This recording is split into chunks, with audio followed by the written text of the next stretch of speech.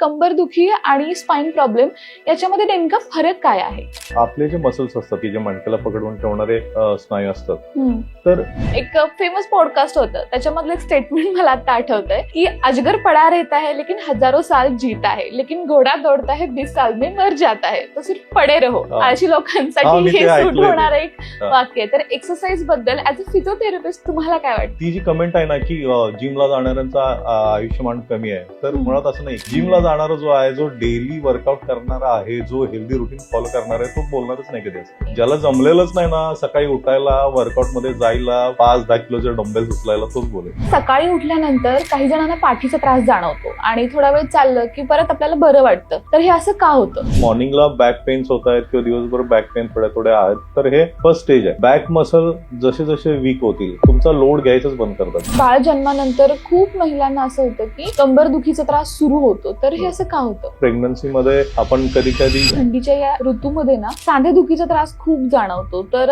असं का होतं? सांधेदुखी असेल, कंबरदुखी असेल, जरा जास्त जाणवते, असं का होतं आणि हे होऊ नये यासाठी आपण काय करायला हवं? फिजिओथेरपीने आपण पूर्णपणे बरं होतो का, किंवा लोकांचा हा गैरसमज कितपत योग्य आहे? बरोबर. लोकांना काय वाटतं की फिजिओथेरपी उपचार पद्धतीमध्ये फक्त प्लासिबो इफेक्ट आहे, म्हणजे खूप वर्षांचा त्रास आहे किंवा पेन आहे, मग तो गुडघ्याचा असेल, सांध्यांचा असेल किंवा कंबरदुखी असेल, पण इग्नोर केलंय आणि एक सर्टन एज असतं, त्यानंतर तो पीकला जातो, तर अशा वेळी हे कंटिन्यू पेन आपण फिजिओथेरपीने बरं करू शकतो का? नक्कीच बरं करू शकतो. तर सर, डिस्क बल्जिंग म्हणजे मणक्याची गादी सरकणे हा जो त्रास आहे, तर तो पूर्णपणे बरा होतो, हे स्टेटमेंट खरं आहे की खोटं आहे?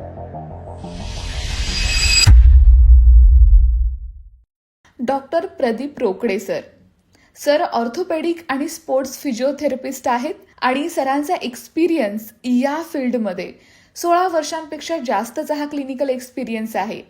ITCF आणि IPCL ला सरांनी ॲज अ फिजिओथेरपिस्ट म्हणून काम केलेलं आहे 2010 आणि 2011 या साली.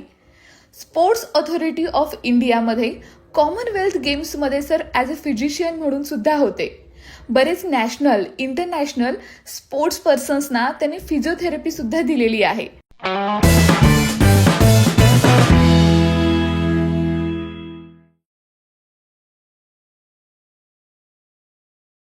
हॅलो, तुमच्या सगळ्यांचं द हेल्दी शो मध्ये स्वागत आहे. कंबरदुखी म्हणजे सकाळी उठल्यानंतर आपल्याला पाठदुखी जाणवते, ऑफिसमध्ये सतत बसलो की आपली मान आखडते आणि अशा वेळी आपल्या डोक्यात विचार येतो की अरे माझी कंबर गेली की काय. तर या सगळ्याचं उत्तर आज आपल्याला मिळणार आहे, म्हणजेच फिजिओथेरपीतून आपण यातून अगदी इझिली कसं बाहेर पडणार आहोत आणि हेच सगळं जाणून घेणार आहोत. ऑर्थो आणि स्पोर्ट्स फिजिओथेरपिस्ट आपल्यासोबत आहे डॉक्टर प्रदीप रोकडे सर तुमचं द हेल्दी शो मध्ये स्वागत आहे. थँक्यू. येस, थंडीचे दिवस आहे, थोडंसं याबद्दल सुद्धा आज आपण डिस्कस करणार आहोत आणि मोस्टली कंबरदुखी आणि स्पाइन प्रॉब्लेम याबद्दल सुद्धा थोडंसं जाणून घेणार आहोत. आणि सुरुवातीलाच मला असं विचारायचं आहे की कंबरदुखी आणि स्पाइन प्रॉब्लेम याच्यामध्ये नेमका फरक काय आहे? आता कंबरदुखीमध्ये काय आहे की आपले जे मसल्स असतात, पॅरास्पायनल मसल्स म्हणतो आपण, की जे मणक्याला पकडून ठेवणारे स्नायू असतात, तर ते स्पॅझम मध्ये जातात. सूज असते त्याला, ते वीक होतात आणि त्याच्यामुळं आपली कंबर दुखायला लागते. आणि जर स्पाइन प्रॉब्लेम जर बघायला गेलं तर त्याच्यामध्ये खूप साऱ्या कंडिशन्स आहेत, की जसं डिजनरेटिव्ह चेंजेस असतात किंवा काही इन्फ्लामेशन असतं स्पाइनला, किंवा काय ऍक्सिडेंटल तुम्ही पडलाय किंवा मार लागलाय आणि त्याच्यामुळे तुमचे मणके एकदम कम्प्रेस झाले. त्याच्यामध्ये बऱ्याचशा डिस्क बल्जिंग कंडिशन्स आहे, किंवा त्याच्यामुळे काय होतं की रॅडिक्युलो न्यूरोपॅथी म्हणतो आपण, की ज्याच्यामुळे पायामध्ये सतत वेदना जाणवतात, मुंग्या जाणवतात, चपके जाणवतात आणि पेशंटना काय आहे की जास्त वेळ उभं राहता येत नाही, चालताही येत नाही आणि खूप साऱ्या कंडिशन्स असतात. मेडिसिन ही ठराविक काळापर्यंत त्यांना मदत करतात. मग त्याच्यानंतर ते फाइंड आउट जर करायचं असेल तर आपण इन्व्हेस्टिगेशनचा भाग राहतो, एक्सरे, MRIs वगैरे, त्याच्यामध्ये ते स्पाइन कंडिशन्स आपल्याला समजून येतात. आणि कंबरदुखी आणि जर मणक्याचे प्रॉब्लेम जर म्हटलं आपण, तर त्याच्यामध्ये खूप सारे चेंजेस बघायला मिळतात. मणक्याचा जर त्रास असेल तर आपल्याला हे सगळे सिम्पटम्स दिसतात. बरोबर. आणि कंबरदुखीच्या बाबतीत काय सांगाल? कंबरदुखीमध्ये काय आहे की फक्त तुम्हाला बॅक पेन एवढंच फक्त, आणि जॉईंट मोबिलिटीमध्ये थोडासा अडथळा येतो, हालचाल करताना आखडल्यासारखं जाणवतं. त्या गोष्टी कंबरदुखीमध्ये बघायला मिळतात. पण जर मणक्याचे प्रॉब्लेम्स असतील तर हे तर असतंच, कंबरदुखी किंवा जॉईंट मोबिलिटी व्यवस्थित नसते, पण बाकीच्याही वेदना असतात की ज्या पायामध्ये तुम्हाला व्हॅरीज होतात. ओके. असं, आणि चपके, मुंग्या आल्यासारखे सेन्सेशन त्याच्यामध्ये असते. म्हणजे कंबरदुखी आणि स्पाइन प्रॉब्लेम हे दोन्ही खूप दोन्ही वेगळे वेगवेगळे आहेत. त्रास आहेत हो. आणि त्यांच्यावरची ट्रीटमेंट सुद्धा पूर्णपणे वेगळी आहे. ओके. तर आता अलीकडे ऑफिसेसमध्ये काय बघायला मिळतं की उभं राहून काम केलं जातं किंवा एक त्याचं फॅड आहे, पण हे कितपत आपल्याला उपयोगी ठरतं किंवा हे एक फॅडच म्हणायला पाहिजे असं काहीच नाही. काय होतं की कॉर्पोरेट सेक्टरमध्ये किंवा मोस्ट ऑफ आपण बघतोय की कोविड नंतर बरेच जण घरातूनही त्यांचं लॅपटॉपवरचं काम वगैरे करतायत किंवा किचनवर काम करणाऱ्या घरच्या महिला असतील, तर उभा राहून कंटिन्युअस काम केलं तर कंबरदुखी होत नाही हा पूर्णपणे मुळात गैरसमज आहे. जर कंटिन्युअस जर तुम्ही ओव्हर द लोड जाताय, पायावरती आहे, बॅकवरती काही मुवमेंट करत असं तुम्ही उभं राहताय म्हणजे काही ना काही तर मुवमेंट तुमची सुरू असते, तर तो कंटिन्युअस स्ट्रेस जाऊन काही काळानंतर तुम्हाला ते बॅक पेन सुरूच होणार आहेत. त्याच्यासाठी महत्वाच्या आहेत काही ऑर्गोनॉमिक्स पोझिशन्स आहेत. प्रत्येक तुम्ही बसून काम करताय, उभा राहून काम करताय किंवा कुठलेही काम करताय, प्रत्येक हाफ एन आवरला तुम्हाला थोडा इंटरव्हल पाहिजे, तुम्ही थोडं रिलॅक्स व्हा आणि मग परत तुमच्या कामावरती परत सुरू करा. हे तुम्ही थोडं इंटरव्हल घेऊन करू शकताय. असं काही नाहीये की स्टँडिंग मध्ये दिवसभर काम केलं म्हणजे बॅक पेन होणार नाहीये.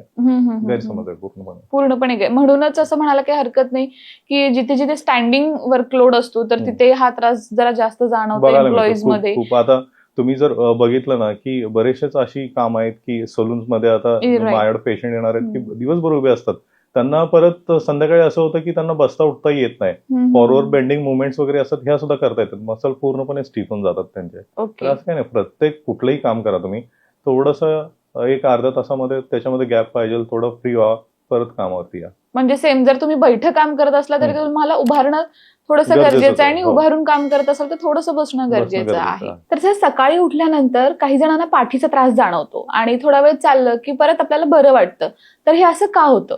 आता पाठीच्या त्रासामध्ये काय आहे की आपण त्याला मॉर्निंग स्टिफनेस म्हणतो. जर काही कंटिन्युअस तुमचा वर्कलोड आहे, तुमचे बॅक मसल वीक आहेत, तर ते काय होतं, रात्रभर तुम्ही स्लीपिंग पोझिशनला असताय, ठीक आहे, स्नायू आकडून जातात. मग आकडलेले स्नायू काय होतात, मॉर्निंगला उठलं की मग ते थोडंसं आकडून जातात, पेन होतात त्याच्यामध्ये, त्याच्यामुळे तुम्हाला जाणवतं की उठलोय आणि मुवमेंट होत नाहीत, कमरेला वेदना जाणवत आहे, मग थोडं चाललं की ते फ्री होतंय. ओके. असं आहे. आणि मग आपल्याला हा त्रास नको असेल तर काय करायला हवं? त्याच्यासाठी काय आहे की तुम्हाला प्रॉपरली ज्या काही एक्सरसाइज असतील तर त्या थोड्याशा फॉलो करायला लागतील, ज्याला आपण स्पाइन स्ट्रेंथनिंग एक्सरसाइज म्हणतो, बॅक स्ट्रेंथनिंग एक्सरसाइज.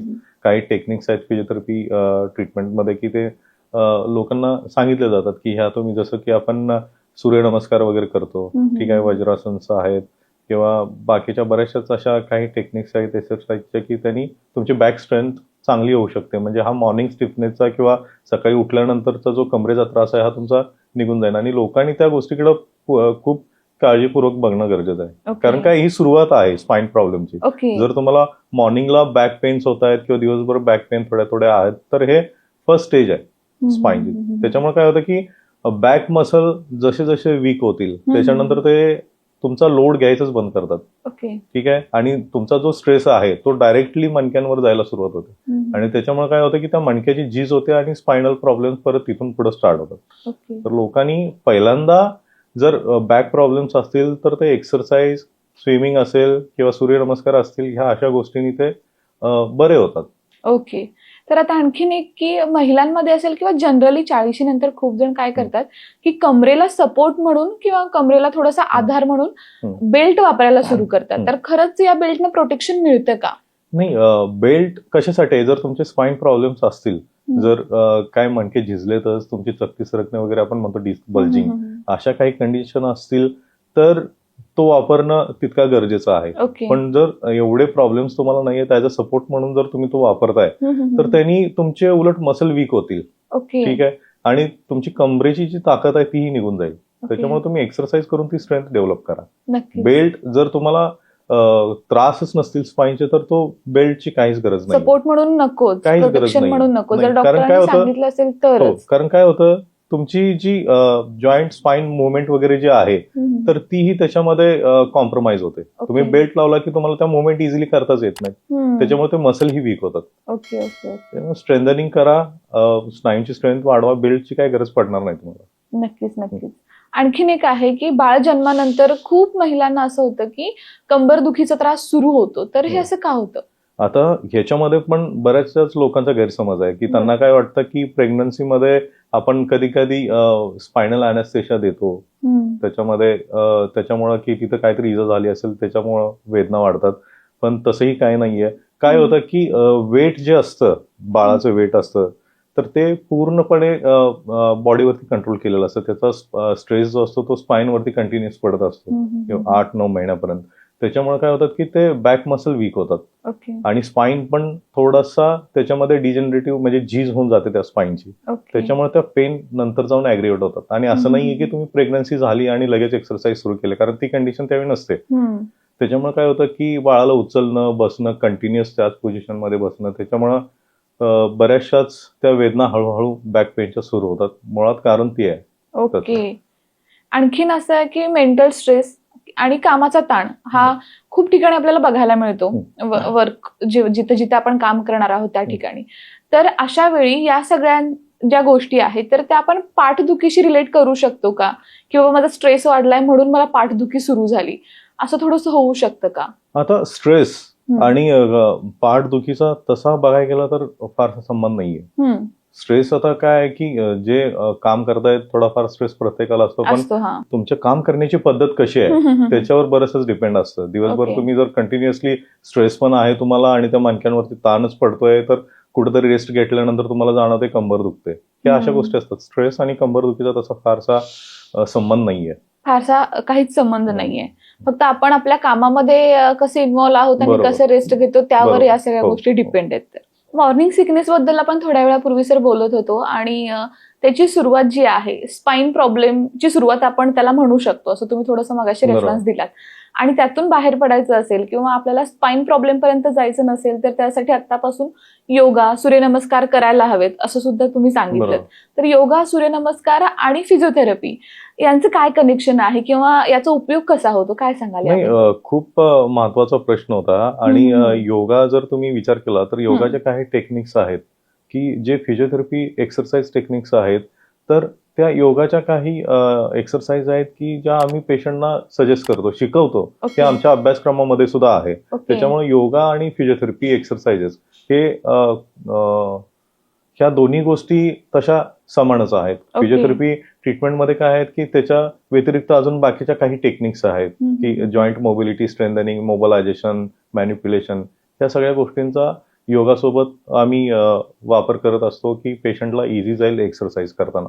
आणि तसं जर बघायला गेलं तर योगा किंवा अशा भारतीय व्यायाम पद्धती ज्या आहेत ह्या जे लोक पहिल्यापासून करतायत, आता ह्याचा वापर सुद्धा आता विदेशातली जी लोक आहेत ते सुद्धा खूप मोठ्या प्रमाणात भारतीय संस्कृती असेल, व्यायामाच्या पद्धती असतील, ह्या सुद्धा गोष्टींना इम्पॉर्टन्स जास्त प्रमाणात तुम्ही बघायला मिळतं आता. ओके. आता आपण थोडंसं व्यायामाबद्दल बोलतोय तर थोडंसं डाएट बद्दल सुद्धा विचारते की सध्या आपण म्हणतो ना मणक्याची झीज होतीये आणि त्याचा त्रास होतोय, स्पाईनचा त्रास होतोय, तर यासाठी डाएट मध्ये काय असायला हवं? आणि खास कर माझा प्रश्न असा आहे की व्हेज असायला हवं की नॉनव्हेज असायला हवं? आता व्हेज आणि नॉनव्हेजचा असा फारसा काय फरक पडत नाही, कारण न्यूट्रिशन जर बघितलं तर दोन्हीकडून तसं सिमिलरच येत आहे.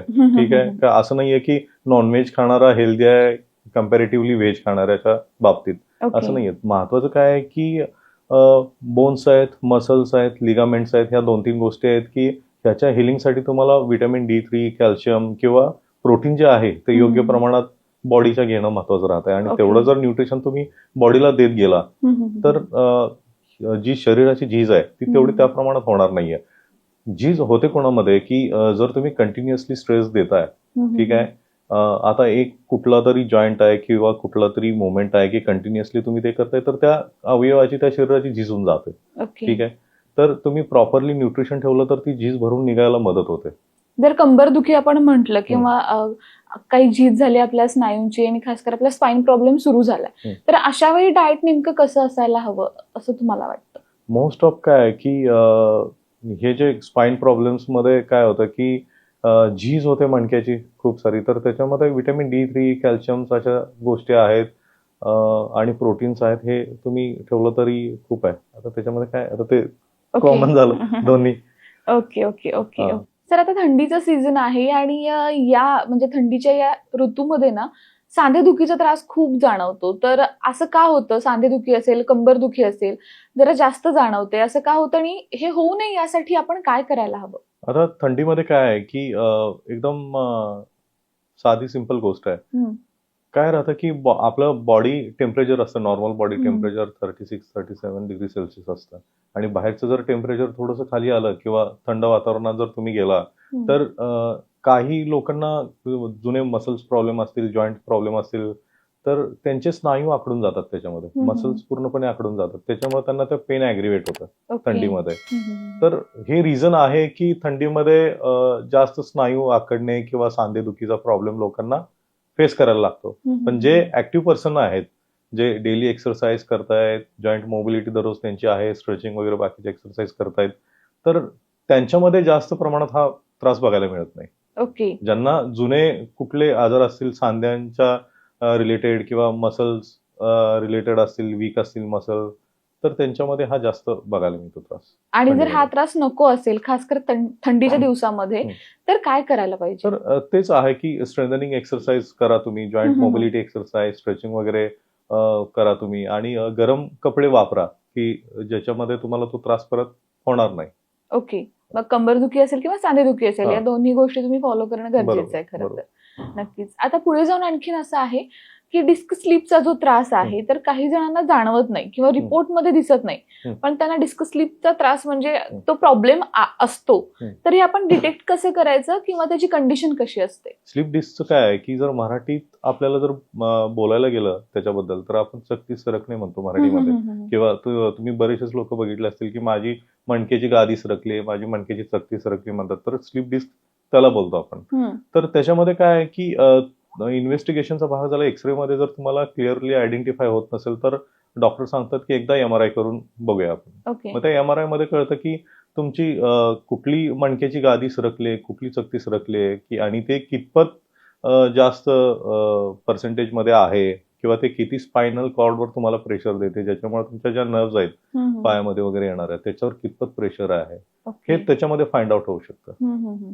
आणि मग तिथून मग आपण ट्रीटमेंट सुरू करू शकतो. बरोबर. तर ट्रीटमेंटचा भाग असा आहे डिस्क स्लिपमध्ये, की आपण कोणत्या कंडिशनमध्ये ठरवू शकतो, की आता मी उपचारांनी बरं होणार आहे, म्हणजे फिजिओथेरपीने बरं होऊ शकतो, की मला सर्जरीचीच गरज आहे? बरोबर. आता काय होतं की बऱ्याच अंशी लोकांना असं असतंय की डॉक्टर सर्जरी ऍडवाइस करतात हं. एवढ्या सगळ्या इन्व्हेस्टिगेशन नंतर ओके. आणि कधी कधी त्यांना सर्जरी करायची नसते, हं. तर त्यांच्याकडे पर्याय राहतो की फिजिओथेरपी ट्रीटमेंटचा. ओके.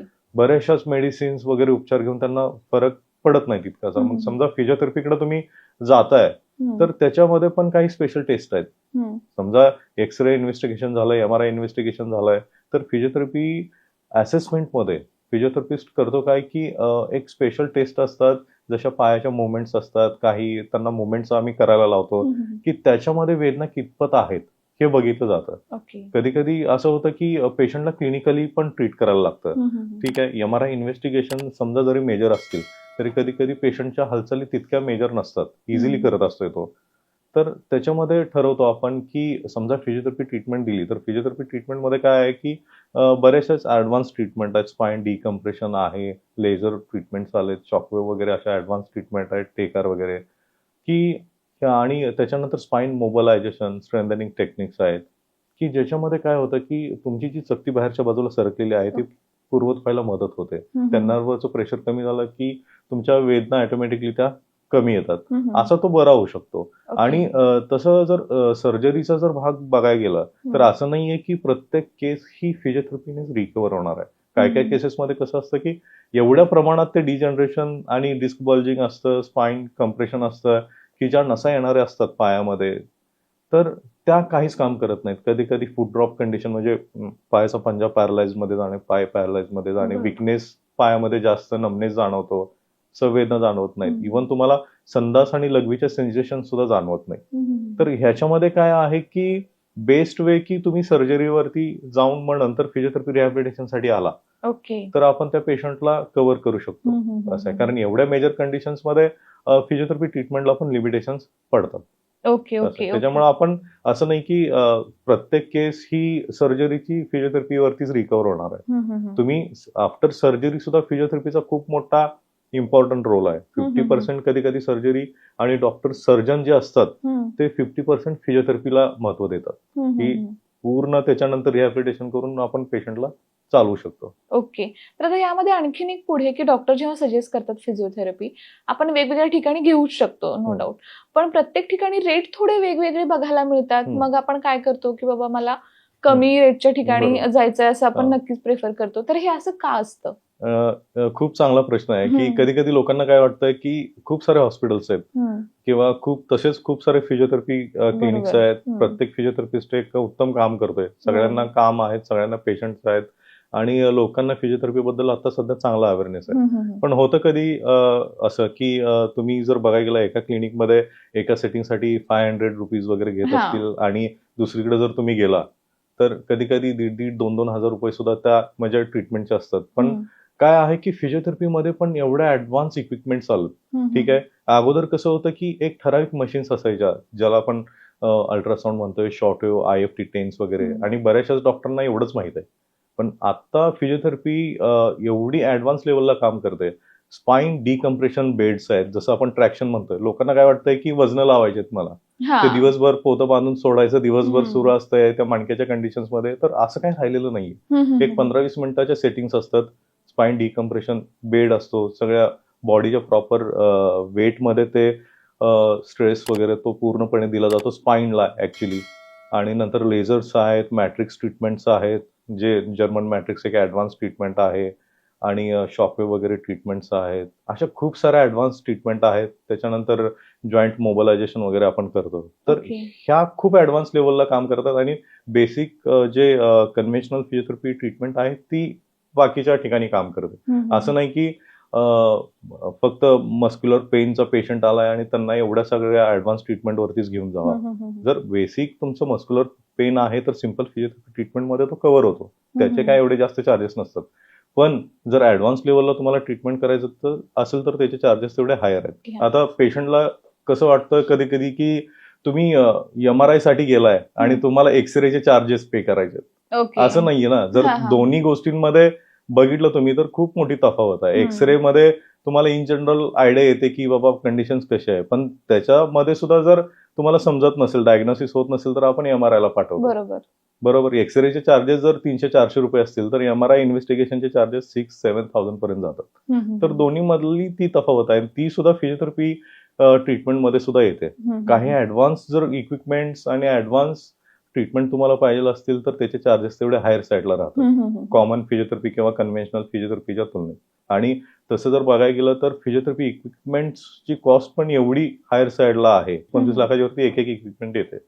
तर त्याचे असं नाहीये की आणि असं फिजिओथेरपिस्ट दिवसभरात पेशंट बघणार किती आहे? एका पेशंटला तुम्हाला अर्धा तासाच्या वर किंवा 1-1 तास तुम्हाला द्यावाच लागतो. ठीक आहे. मग दिवसभरात इतके सारे केसेस असतात, त्यांना प्रत्येकाला तुम्हाला वेळ द्यावा लागतो आणि एवढ्या सगळ्या ऍडव्हान्स ट्रीटमेंटसाठी तेवढा वेळ देऊनच मग तो पेशंट लवकर बरा होऊ शकतो. तर त्याच्यामुळं ह्या चार्जेसमध्ये तफावत राहते. जे कॉमन कन्व्हेन्शनल फिजिओथेरपी क्लिनिक्स आहेत तिथं तुम्हाला बेसिक जे चार्जेस आहेत ते बघायला मिळतील आणि ऍडव्हान्स लेवलला जर तुम्ही गेला तर तेवढे ते पे करावे लागतात. त्याच्यामुळे लोकांचा गैरसमज आहे की इकडच्या फिजिओथेरपी ट्रीटमेंटमध्ये एवढी म्हणजे कमी चार्ज आहे आणि तिकडं जास्त आहेत असं नाहीये. लोकांनी बघितलं पाहिजे की ऍक्च्युअली मध्ये काय ट्रीटमेंट्स होतात तिथं. आणि मोस्ट ऑफ काय आहे की आता जर तुम्ही माझ्या क्लिनिकमध्ये जर बघायला गेलं तर मी मोस्ट ऑफ सर्जरीच्या केसेस असतात ज्यांना आणि फिजिओथेरपीकडे पेशंट येतोय कधी मला जॉईंट रिप्लेसमेंट सांगितले पण मला ती करायची नाही, मला स्पाईन सर्जरी सांगितली मग मला ती करायची नाहीये. एवढ्या म्हणजे चॅलेंजिंग केसेस येतात. प्रत्येक फिजिओथेरपिस्ट जर बघायला गेलं प्रत्येक फिजिओथेरपी क्लिनिकमध्ये तर 30% असं आहे की मस्क्युलर पेन किरकोळ कारणासाठी पेशंट येत असतील. पण सगळे फिजिओथेरपिस्ट हे असले चॅलेंजिंग केसेस फेस करतात ज्यांना सर्जरी नको असते. मोस्टली ते फिजिओथेरपीकडे येत असतात. ओके. काही लोकांना असं वाटतं की फिजिओथेरपीने आपण टेम्पररी बरं होतो. तर मला असं विचारायचं आहे की फिजिओथेरपीने आपण पूर्णपणे बरं होतो का, किंवा लोकांचा हा गैरसमज कितपत योग्य आहे? बरोबर. लोकांना काय वाटतं की फिजिओथेरपी उपचार पद्धतीमध्ये फक्त प्लासिबो इफेक्ट आहे. म्हणजे की तात्पुरता आराम मिळतो आणि नंतर परत त्या वेदना सुरू होतात दुखायला. आणि काय काय लोकांचं असं म्हणणं आहे की फिजिओथेरपी आणि मसाज थेरपी हे ह्यांच्यामध्ये पण त्यांची खूप सारी गफलत असते. गफलत आहे. ओके. ठीक आहे, लोकांना कळतच नाही की फिजिओथेरपी हा एक कन्सेप्ट वेगळाच आहे. आणि फिजिओथेरपी जर बघायला गेलं तर सध्या आता आपण काय आहे की पूर्ण वेदना ज्या आहेत त्या मुळापासून कमी करायला फिजिओथेरपी काम करते. ओके. काही डिफॉर्मिटीज असतील, बायोमेकॅनिकल करेक्शन्स असतील, वुमन्स हेल्थमध्ये फिजिओथेरपी काम करते किंवा पिडियाट्रिक हेल्थमध्ये जे आपण बघतोय की सेरेब्रल पाल्सीची मुलं आहेत किंवा पोलिओ टाईप गतिमंद मुलं आहेत की ज्यांना मुवमेंट्स करता येत नाहीत, त्यांच्यामध्ये रिहॅबिलिटेशन करायला फिजिओथेरपी काम करते. ओल्ड एजच्या ज्या कंडिशन असतात जिरॅटिक पॉप्युलेशनमध्ये, तर त्याच्यामध्ये फिजिओथेरपी काम करते. फिजिओथेरपी एक जादू आहे. लोकांना जर वेदना कमी करायच्या असतील तर खूप चांगल्या पद्धतीनं ते काम करतात. लोकांचा हा गैरसमज दूर व्हायला पाहिजे. लोकांनी हे फिजिओथेरपी कन्सेप्ट आता बऱ्यापैकी अवेअरनेस आहे लोकांमध्ये. तर ते ग्रामीण भागात थोडाफार कुठेतरी कमी आहे, तो समजला लोकांना की ते इम्पॉर्टन्स येऊन जातील. Okay okay okay. आणखीन एक असं की ज्यांना खूप वर्षांचा त्रास आहे किंवा पेन आहे, मग तो गुडघ्याचा असेल, सांध्यांचा असेल किंवा कंबरदुखी असेल, पण इग्नोर केलंय आणि एक सर्टन एज असतं त्यानंतर तो पीकला जातो, तर अशा वेळी हे कंटिन्यू पेन आपण फिजिओथेरपीने बरं करू शकतो का? नक्कीच बरं करू शकतो की आपण थोडंसं त्यांची लाईफस्टाईल आहे ती थोडी चेंज करतो. बाकी वेदना कमी करण्यासाठी तर फिजिओथेरपी इक्विपमेंट्स आहेत, उपकरणं जे आहेत जे त्याच्यामुळे काय होतं की त्यांची सूज किंवा दुखणं वगैरे कमी येतं. एक्सरसाइजने त्यांची स्ट्रेंथ चांगली डेव्हलप होते, जॉईंट मोबिलिटी वगैरे इम्प्रूव्ह होते. आणि काही ऑर्गोनॉमिक्स कंडिशन आहेत की जसं तुम्हाला बसायचं आहे, उठायचं आहे, काम करायचं आहे, त्या पद्धती तुम्हाला त्या सगळ्या टीच केल्या जातात की तुम्हाला कशा पद्धतीनं करायचं आहे. आता जर बघायला गेलं तर शेतात लोक काम करणारे आहेत किंवा काही मार्केटमध्ये लोक काम करणार आहेत की ज्यांना ओझं ते उचलावं लागतं, तर ते डायरेक्टली वागतात, उचलतात, मग खांद्यावर घेऊन जातील. तर तुम्हाला जर एखादं वजन उचलायचं आहे तर तुम्ही खाली बसा. पहिल्यांदा 50 kgचं जर वेट असेल तर ते डिवाइड करा 25 kg मध्ये. ते उचलून घ्या आणि पायावरती जोर देऊन उठा, ना की कमरेवरती स्ट्रेस देऊन उठा. म्हणजे तुम्हाला ते तुमची मणक्याची जी कंडिशन आहे ती जास्त डेव्हलप नाही होणार. Okay okay. तर आता आणखीन असं की फिजिओथेरपी उपचार जो आहे तर तो सगळेच घेऊ शकतात की काही केसेसमध्ये घेताही येत नाही किंवा कोणी घेऊ नये? नाही, असं नाहीये. फिजिओथेरपी काय आहे की ज्यांना वेदना आहेत, ठीक आहे, की जॉईंट मसलशी रिलेटेड आहेत किंवा बाकी काही पॅरालिसिस कंडिशन्स मध्ये आहेत किंवा फेशियल पाल्सी वगैरे अशा बऱ्याचशा खूप साऱ्या कंडिशन्स आहेत की ज्याच्यामध्ये फिजिओथेरपी काम करते. जर तुम्हाला वेदना आहेत तर नक्कीच तुम्हाला फिजिओथेरपिस्ट बरा करू शकतो. ओके. तर आता तुम्ही सांगितलं पॅरालिसिस केसमध्ये सुद्धा आपण फिजिओथेरपी देऊ शकतो. तर तुमच्या पूर्ण या सगळ्या केसेसमध्ये अशी एखादी केस आहे का की बाबा इतके इतके पर्सेंट पॅरालाइज होतं हे पर्सन आणि अशा प्रकारे रिकव्हर झालंय? फॉर एक्झाम्पल खूप साऱ्या कंडिशन्स आहेत. डेली 20-30 केसेस मी डेली बघतो माझ्या क्लिनिकमध्ये की पॅरालाइज कंडिशन की ज्या बेड रिडन आहेत, सेकंड थर्ड डे ला आयसीयू मध्ये फिजिओथेरपी ट्रीटमेंट स्टार्ट होतं पॅरालिसिस केसेसमध्ये, की ज्यांच्यामध्ये काहीही बोटांची मुवमेंट्स नसतात, सेन्सेशन संवेदनाही नसतात त्यांना. तर अशा केसेसमध्ये फिजिओथेरपीमध्ये नर्व स्टिम्युलेशन थेरपी म्हणून आहे की जे आपण स्टार्ट करतो. सेन्सरी रिहॅबिलिटेशन आहे ते सुरू करतो आणि काही ऍक्टिव्ह पॅसिव्ह एक्सरसाइजेस असतात की ज्यांनी काय होतं की त्यांच्या मुवमेंट हळूहळू यायला सुरुवात होते. आणि ज्यावेळी ते थोड्या थोड्या मुवमेंट्स करायला लागतील त्याच्यानंतर स्ट्रेंथनिंग एक्सरसाइजेस येतात, त्याच्यानंतर कोऑर्डिनेशन एक्सरसाइज आहे, बॅलन्सिंग आहे, त्याच्यानंतर परत गेट ट्रेनिंग आहे की ज्याच्यात चालायचं कसं आहे.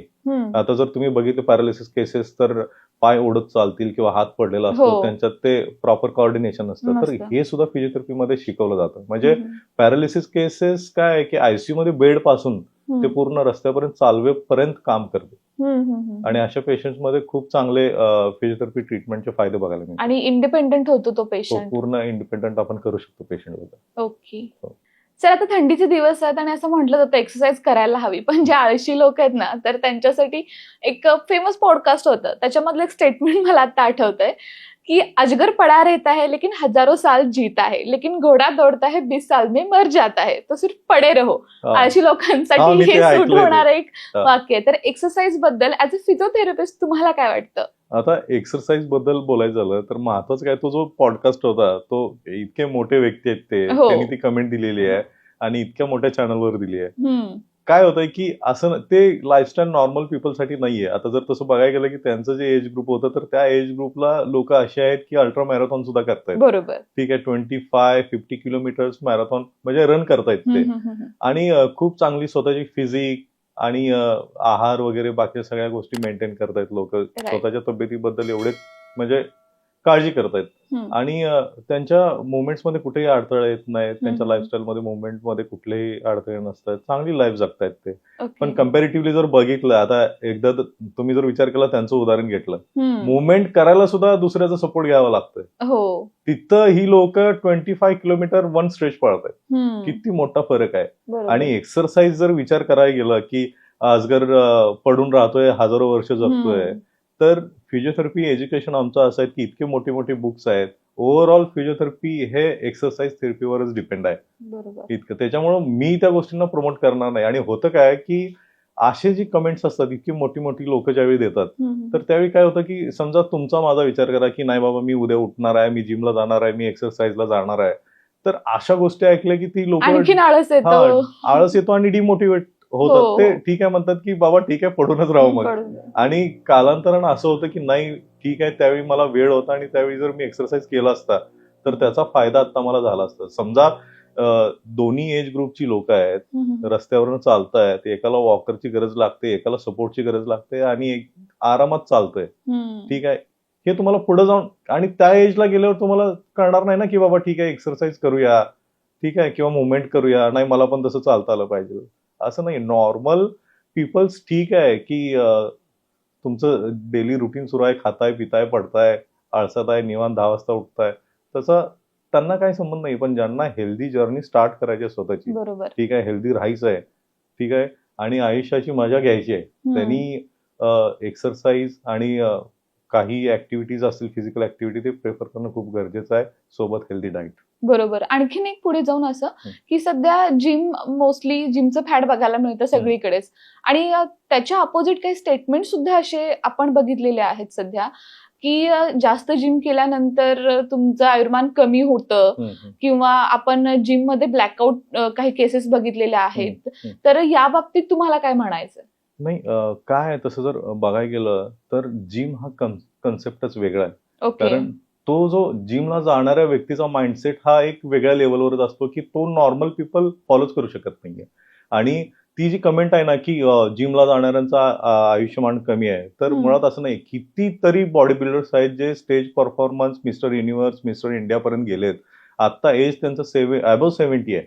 पण काही असे सुद्धा आहेत की जे कमी वयामध्ये आता त्याच्यामध्ये पण काय आहे की बाकी काही स्टेरॉइड अब्यूज असतात, अल्कोहोल आहे, स्मोकिंग, टोबॅको वगैरे, किंवा काही हेल्थ कंडिशन्स असतात की तुम्ही त्या प्रॉपरली चेक करणं ही पण तितकं गरजेचं असतं. अबव्ह 30-35 एज नंतर नॉर्मल पीपलना सुद्धा 2-3 महिन्यानंतर रुटीन चेकअप करणं सुद्धा गरजेचं असतं. ठीक आहे, तुम्ही कंटिन्युअसली एक्सरसाइज करताय आणि तुम्हाला बॉडीचे पॅरामीटर्स माहित नाहीये, तर त्याच्यामध्ये पण ह्या गोष्टी बघायला मिळतात. आणि जिम मध्ये बॉडी बिल्डर्स, एक काय राहतं की बॉडी बिल्डरची पर्सनॅलिटीज अशी असते की 100त गेला तरी तो उठून दिसतोय. तसे हार्ट अटॅक आणि बाकीच्या कंडिशननी मरणारी लोक तर खूप आहेत. पण त्याच्यात एखादा जरी बॉडी बिल्डर असला तर तो खूप व्हायरल होतो, कारण त्याची पर्सनॅलिटीज अशी आहे की 100,000 माणसात उभा राहिला तरी तो उठून दिसतोय. मग ते लोकांना बोलायला बरं पडतं की हा नाही बाबा असं असं झालं. जिमला जाणारा जो आहे, जो डेली वर्कआउट करणारा आहे, जो हेल्दी रुटीन फॉलो करणार आहे, तो बोलणारच नाही कधी असं. ज्याला जमलेलंच नाही ना सकाळी उठायला, वर्कआउट मध्ये जायला, 5-10 किलोचे डंबेल्स उचलायला, तोच बोलेल. जिम मध्ये जाणारा बोलणारच नाही. आणि जो ब्लॅकआउटचा विषय आहे की मला जिम मध्ये वर्कआउट करणार आहेत, एक्सरसाइज करणार आहेत, जी काही मुलं असतील, तर त्यांना सांगायचं काय आहे की कधी कधी लोक काय करतात की वेट मारत असतात आणि ते एक कॉम्पिटिशन असतं. ठीक आहे, की वेट मी किती जास्त मारतोय असं पण. इम्प्रेशन म्हणजे फ्रेंड सोबत असतात ते चाललेलं असतंय. आणि समजा 2-3 मित्र आहेत, ठीक आहे, हा चल जातंय, हा चल मार. तुम्ही स्क्वॉटिंगला मारताय 2-250 केजी वेट, किंवा डेड लिफ्टला मारताय. तुम्हाला काय आहे की ते वेटच फक्त दिसत असते, तुम्ही ते उचलायचं किंवा उचलून ठेवायचं एवढंच तुमच्या डोक्यात असतं. तुम्ही विचार करत नाही की तुमचा ब्रिदिंग पॅटर्न काय चाललाय, तुमचा हार्टबीट कुठं चाललाय, तुमचं फक्त वेट आणि मसलकडेच लक्ष आहे. ठीक आहे, आणि कधी कधी ते तुम्ही इतकं फोर्सफुली उचलता की त्याच्यामुळे ते ब्लॅकआउट वगैरे जे म्हणतो ना आपण, त्याच्यामुळे ते त्या गोष्टी होतात. ओके. त्या गोष्टी ज्यावेळी तुम्ही वेट मारताय ना, असं नाही की तुम्हाला तेवढं हेवी वेट उचलल्यानंतरच तुमचा मसल डेव्हलप होणार आहे. तुम्ही लाईट वेट घेऊन सुद्धा तो ट्रेन करू शकता चांगल्या पद्धतीने. त्याच्यामुळे जिम मध्ये एक्सरसाइज करताना तुम्ही व्यवस्थित प्रॉपर अर्गोनॉमिक्स ठेवून इंजुरी होणार नाही अशा त्या एक्सरसाइज प्रॉपर वेल ट्रेनर करून सोबत विचारून त्या करून घेतल्या पाहिजेत. नक्की. असं. आणि काय राहतंय की जे जिम मध्ये जाऊन वर्कआउट करणार आहेत, बॉडी ट्रान्सफॉर्मेशन करणार आहेत, त्यांचा जो माइंडसेट असतोय की पूर्ण सकाळी लवकर उठायचं, मेडिटेशन असतंय, एक्सरसाइज करतात आणि ज्या पद्धतीने ते डाएट फॉलो करतात, त्या डिसिप्लिन मध्ये राहणं नॉर्मल पीपल्सला ते पॉसिबलच नाहीये. तुम्ही विचारच करू शकत नाहीये की आपण राईस खातोय, भाकरी खातोय किंवा बाकीचे चमचमीत पदार्थ खातोय, रस्त्यावरती एवढे स्ट्रीट फूड आहेत चांगले चांगले, हे सगळं सोडून तुम्हाला जे ठराविक आहे तेच खायचं आहे, तरच तुमची बॉडी ट्रान्सफॉर्म होणार आहे. तर तो माइंडसेट एक वेगळा आहे आणि खूप चांगल्या पद्धतीने ते फॉलो करतात आणि त्यांना जे ह्या पद्धतीनं कमेंट केलं जातात की आता एखाद्याची जरी बॉडी असेल तर स्टिरॉइड घेऊन बॉडी केली आहे किंवा प्रोटीन खाऊन बॉडी केली आहे, तर असं नाहीये की स्टिरॉइडचे इंजेक्शन घेतले म्हणजे तुमची बॉडी होणार आहे. त्याच्यासाठी तुम्हाला नॉर्मल जे वर्कआउट करतात नाही त्याच्यापेक्षा कितीतरी हायर लेवलला जाऊन तो परफॉर्मन्स द्यावा लागतो. त्यावेळी तुमची ती बॉडी डेव्हलप होते. मी प्रमोट करत नाही त्या गोष्टींना, पण जी वस्तुस्थिती आहे, जर तुम्हाला स्टेज परफॉर्मन्स करायचा आहे तर खूप साऱ्या गोष्टी आहेत. आणि प्रोटीन काय आहे की प्रोटीन ॲज अ सप्लिमेंटेशन आहे, न्यूट्रिशन आहे. ठीक आहे, जर तुम्हाला मिळत नाहीये ते तुमच्या आहारातून तर तुम्ही ते रिक्वायरमेंट कम्प्लीट करताय. दिवसभरात समजा तुम्हाला 100 ग्रॅम प्रोटीन ची मात्रा घ्यायची आहे शरीरामध्ये, तर तुम्ही एग्स खाताय. ठीक आहे, एक बॉइल्ड एग्स मधून तुम्हाला 3 to 4 ग्रॅम्स प्रोटीन मिळेल. मग तुम्ही किती अंडी खाणार आहेत असे? तर ठीक आहे, चिकन तुम्ही घेताय, समजा 250 ग्रॅम चिकन मधून ठराविक 40-50 ग्रॅम तुम्हाला प्रोटीन मिळते, तुम्ही किती खाणार?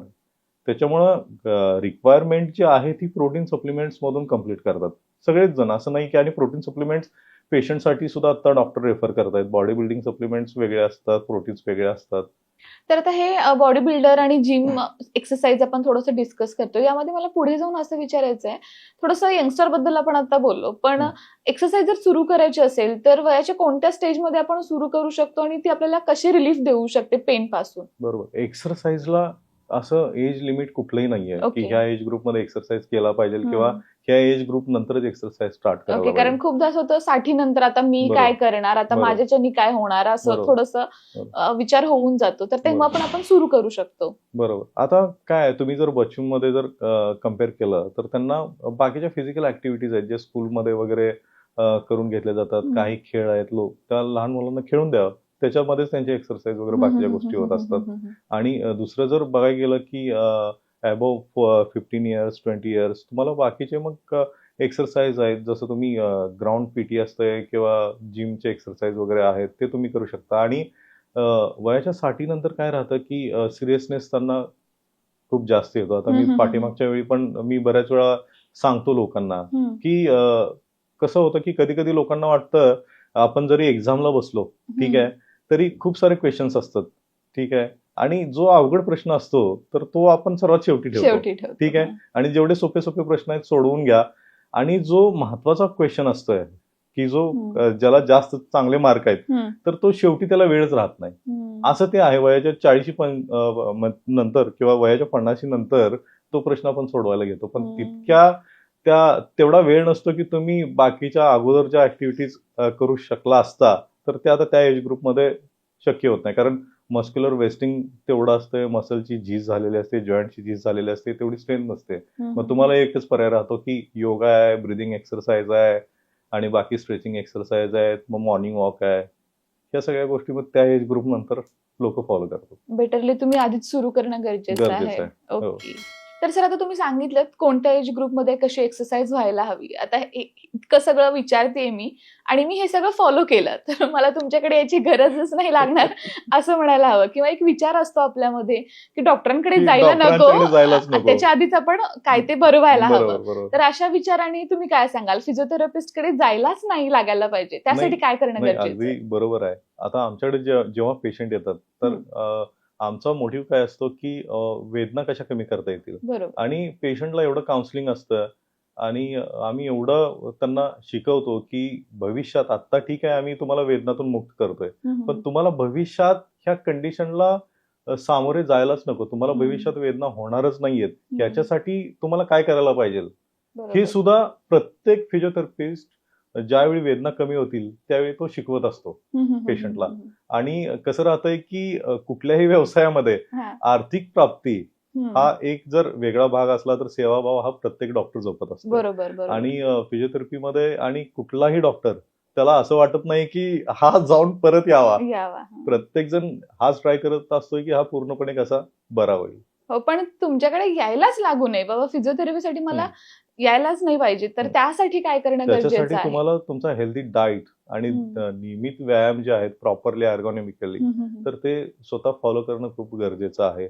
भविष्यात जर तुम्हाला कुठल्या व्याधींना समोर नाही जायचंय तर त्यासाठी डाएट गरजेचं आहे. डाएट, एक्सरसाइज, तुमची जी लाईफस्टाईल आहे तर ती प्रॉपरली तुम्ही सेट करणं गरजेचं आहे. तुम्हाला तुमच्या कामा व्यतिरिक्त, घरच्या व्यतिरिक्त तुमच्या तब्येतीची काळजी जर घ्यायची असेल तर तुम्हाला एक्सरसाइज साठी वेळ हा थोडा दिलाच पाहिजे.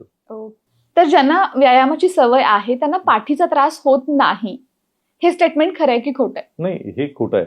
जर तुम्ही एक्सरसाइज करताय आणि प्रॉपर जर तुम्ही अर्गोनॉमिकली करत नाहीये तर तुम्हालाही तो त्रास होऊ शकतो. कम्पॅरेटिव्हली बाकीचे जे नॉर्मल पीपल्स आहेत त्याच्यापेक्षा थोड्या प्रमाणात कमी पण होऊ शकतो. आणि हे स्टेटमेंट खोटं आहे की जे व्यायाम करतात त्यांना पाठीचा त्रास होत नाही. ओके. नेक्स्ट असं आहे की कडक गादीवर झोपणं सगळ्यांसाठी चांगलं असतं. नाही, हे खोटं आहे. तुम्ही मॅट्रेसेस जे असतील तुमच्या, काही लोक आहेत की ते फरशीवरती, जेनावरती झोपणं प्रेफर करतात की मला पाठीचा त्रास होणार नाही, पण त्यांच्यामध्ये पण पाठीचा त्रास आपल्याला बघायला मिळतोय. आणि मॅट्रेसेस जे असतील हार्ड मॅट्रेसेस वगैरे तर त्याच्यावर पण बघायला मिळतं. कम्फर्टेबल जसं तुम्हाला कम्फर्टेबल वाटतंय तशा मॅट्रेसेस असतील, झोपण्याची पोझिशन तुमची व्यवस्थित असेल तर तुम्हाला नाही होणार त्रास. पुढचं असं आहे, वय वाढलं की कंबरदुखी आलीच, असं एक स्टेटमेंट आहे. आणि आपण मोस्टली म्हणतो अरे 40शी झाली कंबरदुखी सुरू झाली असं, तर हे स्टेटमेंट खरं आहे की खोटं आहे? हे खोटं आहे. ओके. आता माझ्याकडे बरेचसेच लोक आहेत की मी बघतोय 50शी 60 आली तरी त्यांना बॅक पेन नाहीये. तुमचं बॅक पेन काय आहे की तुमच्या लाईफस्टाईल वरती डिपेंड आहे बरंच. ओके. आणि एक्सरे मध्ये काही दिसलं नाही म्हणजे काहीच त्रास नाही असं होतं का? नाही, हे खोटं आहे. एक्सरे मध्ये जरी नाही दिसलं तरी तुम्हाला बाकीच्या काही इन्व्हेस्टिगेशन आहेत ज्याच्यामध्ये ह्या तुमच्या बॅक पेन किंवा बाकीच्या गोष्टी फाइंड आउट होतात. ओके. एकदा डिस्क स्लिप झाली की पुन्हा नॉर्मल होत नाही, हे खरं की खोटं? नाही, हे खोटं आहे. ते नॉर्मलाइज होऊ शकतं परत प्रॉपर ट्रीटमेंटनी आणि आम्ही बरेच वर्ष झालं तेच काम करतोय. ओके. आणि असं किती केसेस आहेत जे आपण नॉर्मल केले? मी डेली 100 केसेस बघतो. त्याच्यामधले 80% केसेस ह्या स्पाईनशी रिलेटेडच असतात. आणि मी साधारणतः 12 ते 15 हजारापर्यंत केसेस बघितलेत स्पाईनच्या की ज्याच्यामध्ये हे रिकव्हर होऊ शकतं. ओके. फिजिओथेरपिस्ट फक्त व्यायाम सांगतो पण उपचार करत नाही, हे स्टेटमेंट खरं आहे की खोटं आहे? नाही, हे खोटं आहे. फिजिओथेरपी उपचार पद्धती ह्या खूप साऱ्या वेगळ्या आहेत आणि एक्सरसाइज थेरपी जी आहे ती वेगळी आहे. ज्यावेळी आमच्याकडे पेशंट येतो ठीक आहे त्यावेळी त्याला वेदना असतात. वेदना 60-70% आम्ही वेदनांवरती काम करतो सुरुवातीला. आणि ज्यावेळी त्या वेदना कमी होतील त्याच्यानंतर एक्सरसाइज टेक्निक आहेत, व्यायामाच्या पद्धती आहेत की ज्या त्याला व्हिडिओज दिले जातात, चार्ट्स दिले जातात, त्याला त्या 8 दिवसांमध्ये सगळं शिकवलं जातं आणि ते त्याला फॉलो करायला सांगितलं जातं. ओके. तर सर डिस्क बल्जिंग म्हणजे मणक्याची गादी सरकणे, हा जो त्रास आहे तर तो पूर्णपणे बरा होतो, हे स्टेटमेंट खरं आहे की खोटं आहे? हा, हे खरं आहे की फिजिओथेरपी ट्रीटमेंटमध्ये डिस्क बल्जिंग किंवा मणक्याची चकती सरकणे हा आजार पूर्णपणे बरा करता येतो. तर सर जाता जाता आणखीन एक क्वेश्चन असा की आपण स्पाईन प्रॉब्लेम बद्दल खूप आज डिस्कस केलेला आहे, एक्सरसाइज बद्दल सुद्धा खूप साऱ्या गोष्टी तुम्ही सांगितल्यात, पण स्पाईन प्रॉब्लेम हा फक्त मोठ्यांमध्येच बघायला मिळतो की लहान मुलांमध्ये सुद्धा असतो, हा एक प्रश्न आहे. लहान मुलांमध्ये सुद्धा स्पाईन प्रॉब्लेम्स खूप वेळा बघायला मिळतात. आता मी ज्या केसेस बघतोय त्याच्यामध्ये अशी 8-9 वर्षाची पण खूप सारी मुलं आहेत की ज्यांच्यामध्ये स्पाईन प्रॉब्लेम्स आहेत. आता माझ्याकडे एक कंडिशन अशी होती की तिला स्पाईन इन्फेक्शन होतं. स्पाईन प्रॉब्लेम एवढा होता की तिचा मणका पूर्णपणे तिरका झाला होता. ती चालताना सुद्धा तिरकी चालायची. पालकांना कळालंच नाही की इतक्या वर्षापासूनची तिची कंडिशन्स होती. शेवटी माझ्याकडे आल्यानंतर आम्ही पूर्ण असेस करून बघितलं, MRI इन्व्हेस्टिगेशन करून बघितलं, त्याच्यामध्ये असं कळालं की ह्या कंडिशनला सर्जरीची गरज आहे. मग आम्ही न्यूरो सर्जन जे आहेत, स्पाईन सर्जन्स आहेत, त्यांचं एक कन्सल्टेशन घेतलं. त्याच्यामध्ये ते सर्जरी करावी लागली आणि त्याच्यानंतर पूर्णपणे 2-3 महिने तिला फिजिओथेरपी रिहॅबिलिटेशन केल्यानंतर ती परत पूर्णपणे व्यवस्थित चालायला लागली. तर Okay. स्पाइन प्रॉब्लेम्स हे लहान मुलांच्या पासून आहेत. 8-9 वर्षापासून मग बघायला लहान मिळतात. मुलांमध्ये स्पाइन प्रॉब्लेम होण्याचे कारण ते खेळताना पडले वगैरे असं काही हा असतं आणि की आता आणखीन जर काही? तुम्ही बघायला गेलं ना की ते ओझं एवढं असतं त्यांच्या पाठीवरती हा. आपण जर बघायला गेलं तर त्याच्यामुळे कंटिन्युअसली स्ट्रेस पडून पडून त्यांची बॅक हर्ट होते. आणि कसं लहान मुलांचं कसं आहे की आपण सांगू शकतो की नाही अरे माझी पाठ दुखायला लागली. कधी कधी मुलं ते पालकांच्या भीतीपोटी सांगत पण नाहीयेत की माझी पाठ दुखते, मी हा प्रॉब्लेम फेस करतोय आणि ते नंतर पुढे जाऊन वाढतं जास्त. ओके. असं आहे. म्हणून पालकांनी सुद्धा लक्ष देणं गरजेचं गरजेचं. आहे. Okay. Thank you sir. Thank you Okay. So much. Thank you. आज तुम्ही वेळ दिलात आणि द हेल्दी शो मध्ये आज स्पाइन प्रॉब्लेम, कंबरदुखी आणि या थंडीच्या दिवसामध्ये यातून बाहेर कसं यायचं, बरोबर. खास कर एक्सरसाइज या सगळ्याबद्दल डिटेल माहिती सांगितलीत यासाठी. Thank you so much. थँक्यू.